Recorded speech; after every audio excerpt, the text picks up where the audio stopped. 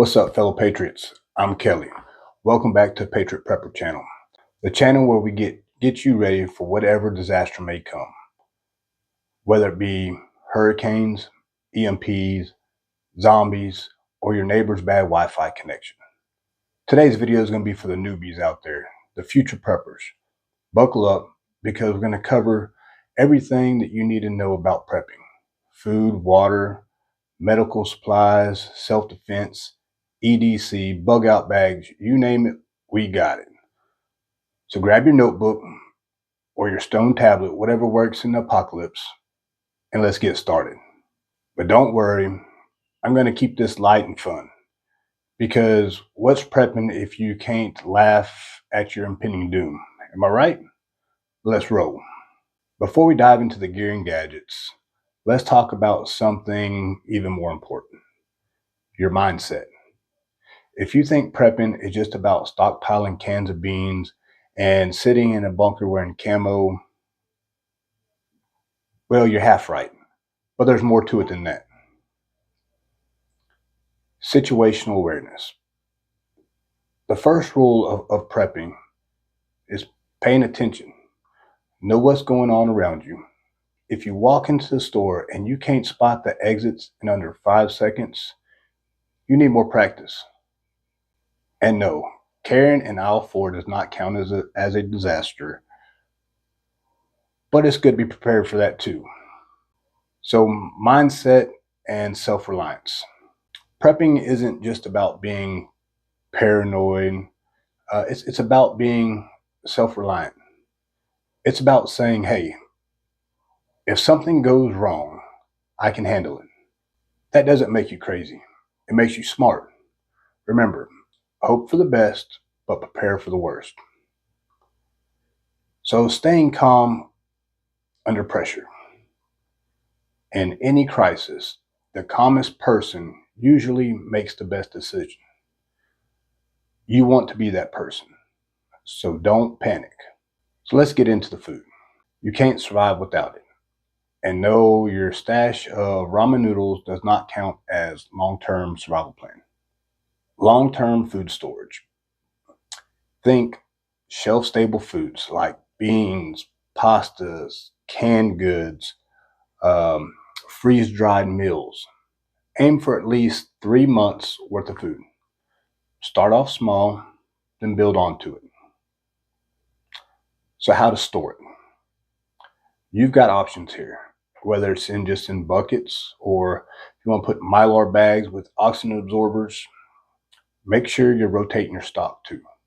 The last thing you want to do in an emergency is open up a can of 10-year-old tuna.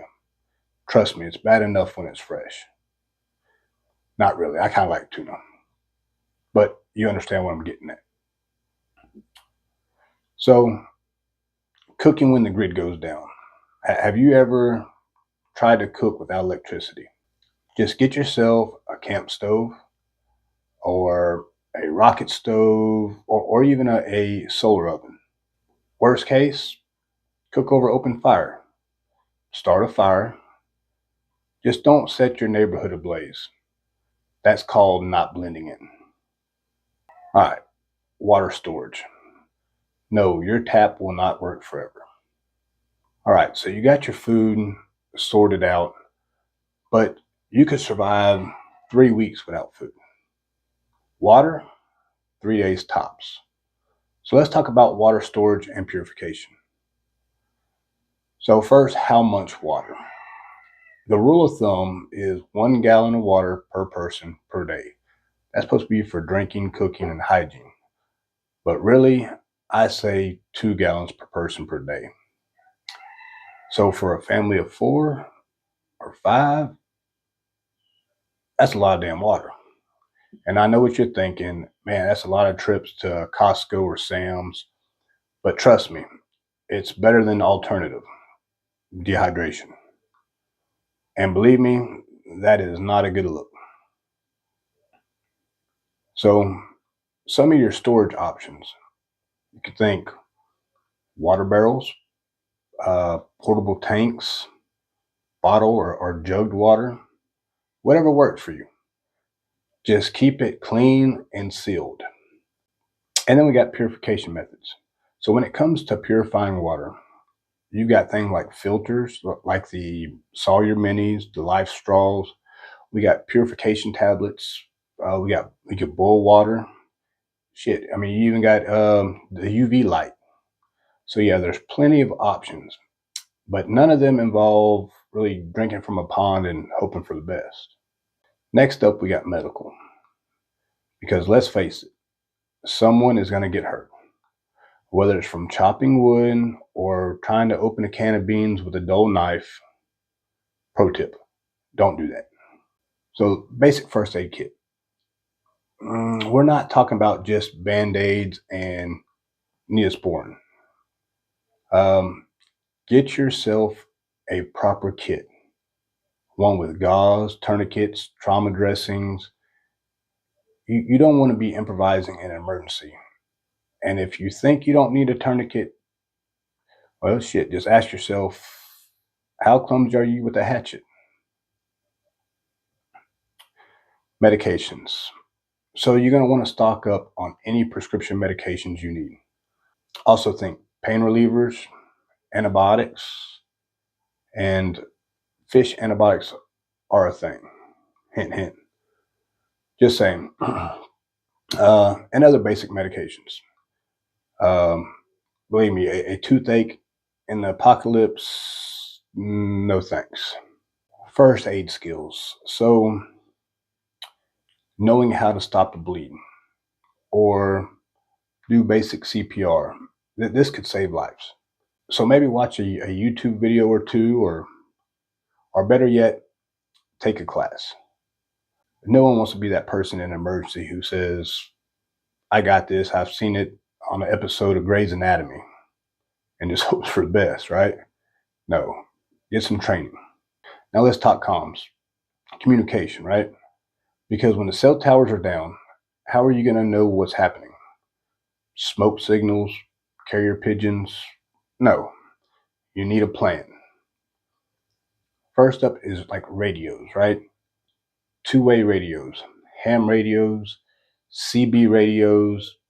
There are options depending on your needs. And if you've never heard of a ham radio before, it's not for talking to pigs. It's for long distance communications and emergency. So get a license and start practicing now. You don't want to be fumbling around with it and trying to learn how to communicate or use the damn thing when the grid's down and everybody's yelling Mayday. Also, if your radio runs out of juice, basically it's just a damn brick. Get a solar charger or a hand cranked powered radio, so you're never out of touch. Now let's get into some of the fun stuff, right? Self-defense. Because when things go sideways, you don't want to be the person without a plan.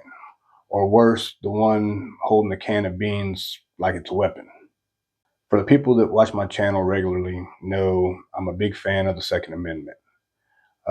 In a crisis, you need a reliable firearm and enough ammo to defend yourself, your family, and your stash. Think 9mm, 5.56, 308, shotgun. And for the new preppers out there, no. One box of ammo is not enough. Think of it like chips. You'll always want more. And then we got other weapons. So if guns is really not your thing, you got knives, machetes, shit, even a good old baseball bat can get the job done. Just make sure you know how to use it. And no, watching The Walking Dead does not count as training. All right, so we've got our food, our water, our medical, and our defense down. But what if you have to leave? That's where your bug out bag comes in. So your bug out bag should pretty much have everything you need to survive for 72 hours. That means water, food, medical supplies, fire starting gear, shelter. Another little pro tip, Don't make it so heavy that you can't carry the damn thing. This isn't CrossFit. This is survival. And then which brings up another important point, which would be EDC, everyday carry. What you carry daily matters. A good multi-tool, flashlight, small first aid kit, a lighter, big lighter, a pistol. These are some of the things that need to be on you at all times. And maybe a pocket knife. I mean, you never know when you have to open up that can of beans, right? Or defend yourself from carrying at the store. Relax, I'm just joking. But you do want to have a good, dependable knife on you at all times. All right, so we covered all the gear, but what's the point of gear without a plan? Because when disaster hits, you don't want to be sitting there with your bug out bag thinking, all right, now what? Let's talk strategy. So, bugging in versus bugging out. Most of the time, the safest place is to stay right where you're at or at home. This is called bugging in. But if that area, your home, becomes unsafe, like during maybe a wildfire, flooding, or the zombie apocalypse, it's time to bug out. And the key is knowing when to make that decision. Here's a quick little tip. If the neighbors are barbecuing squirrels, it might be time to leave. Good plan. I like squirrels too. All right. So bug out plans. So have a plan. And then have a backup plan for your plan. Know where you're going to go, how you're going to get there, and make sure you have multiple routes. I mean, Google Maps is great until it isn't. So I recommend actually getting a paper map. I don't know if anybody remembers those, but it's kind of like Google Maps, but without the Wi-Fi. Which brings me into the next kind of little topic, meetup locations. So if you're separated from your family or your group or your whoever, you need to make sure everybody knows where to meet up. And no, I don't mean at the local Starbucks. I mean, unless they are still open during the apocalypse, which in that case, I'll take a latte. All right, so now let's talk OPSEC, operational security. The last thing you want is for everybody to know you're the only guy on the block with food, water, ammo when the shit does hit the fan. Trust me, you don't want your neighbors showing up with their hungry friends at your doorstep. Loose lips sink ships. Rule number one of prepping: don't go bragging about your supplies or your plans. This isn't a flex, right? You might have the best stockpile in the world, but if everybody knows about it, you're a target. So keep your prepping activities pretty much on the down low. No one needs to know that you have a basement full of canned beans, right? Also, you want to blend in. So in a crisis, you want to blend in. Don't be that guy running around with the full tactical gear on while everybody else is in damn shorts and flip-flops. Just like, Yeah, right? you was farting in bathtubs and laughing your ass off. Yeah, Yeah. but Simple Jack thought he was smart, or rather didn't think he was retarded, so he can't afford to play retarded, being a smart actor. Playing a guy who ain't smart but thinks he is, that's tricky. Tricky. It's like working with Mercury. It's high science, man. It's art form. Yeah. You an artist. That's what we do, right? Yeah. Yeah. Hats off for going there. Especially knowing how the academy is about that shit. Wait. About what? You're serious? You don't know? Everybody knows you never go full retard. What do you mean? The key to staying safe is not drawing attention to yourself or your family. It's the same reason we avoid contact with people asking for donations at the grocery store, right? Lay low, stay safe. Also, you might want to create decoys. Maybe you have a visible food stash that really isn't the real one, just to keep people, from prying too deep. Also invest in ways to secure your home, but don't make it look like Fort Knox. The goal is to be prepared without looking like you're prepared. All right. Now we're going to move on to one of the most important skills in any prepper's toolkit, situational awareness. And this is not just about avoiding Karen in the grocery store aisle, though that is a survival skill in itself, but reading the situation. Whether you're out on a hike or at home during a power outage, always be aware of what's going on around you.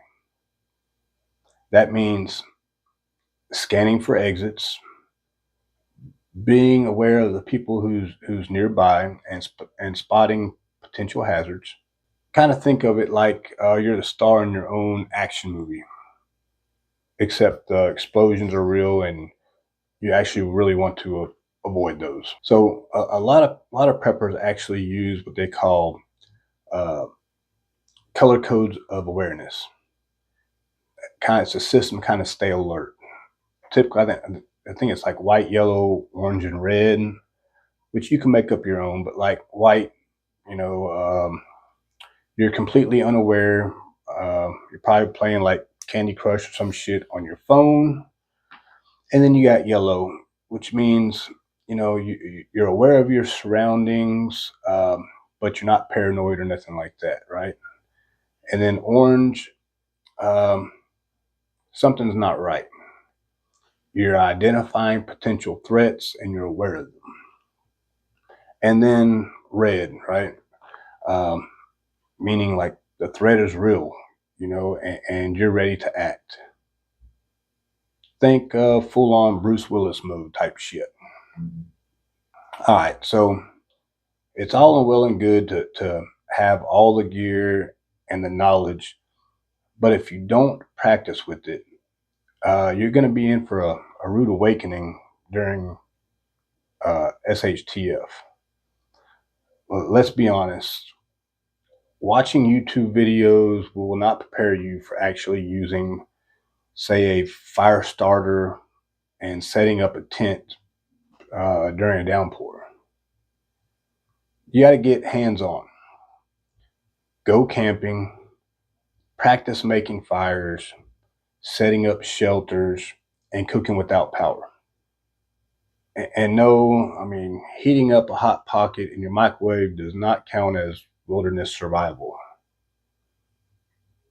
Run drills.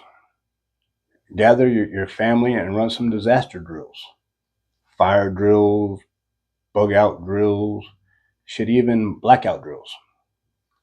You don't want the first time you test your plan to be during an actual emergency. It's like learning to dance. You want to practice before you hit the dance floor. Because trust me, you don't want to be that guy. Self-defense training. Make sure you get some real training for your self-defense tools, whether it's your firearms, knives, or shit, even hand-to-hand combat. Don't rely on watching, John Wick and hoping that the muscle memory kicks in. That's Hollywood shit. This is real life.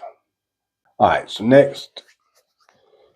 So, like I said, this is for the newbies, right? You don't have to go through this prepping journey solo.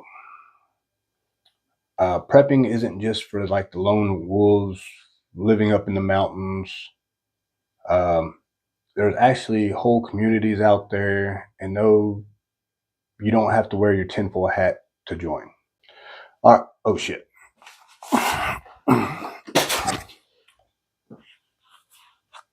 All All right, I'm back, guys. But for real though, there are plenty of prepping communities out there online, even local groups that you could join. The key is finding people that think like you, um, but won't raid your stash the second things get rough. Build a network of people that you could trust, share ideas with, and lean on them in times of need. Everyone in the community brings something to the table.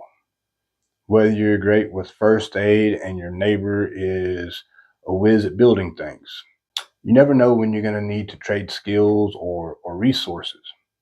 In the end, prepping is about surviving together.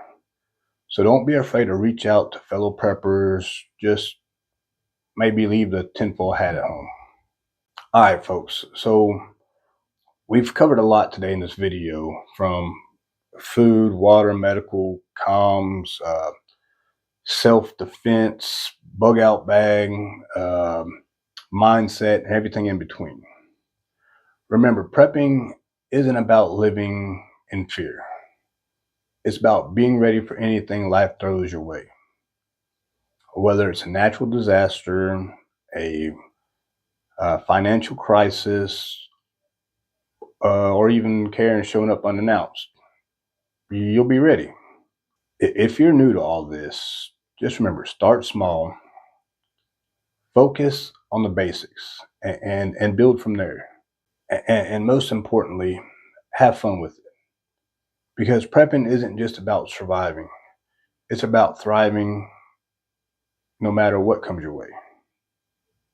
If you find this video helpful, please hit that like button, subscribe to my channel, ring that bell icon so you don't miss any of our upcoming videos. Stay safe, stay prepared, and always keep prepping. And remember, those who prepare today will survive tomorrow. Thank y'all. Patriot Prepper out.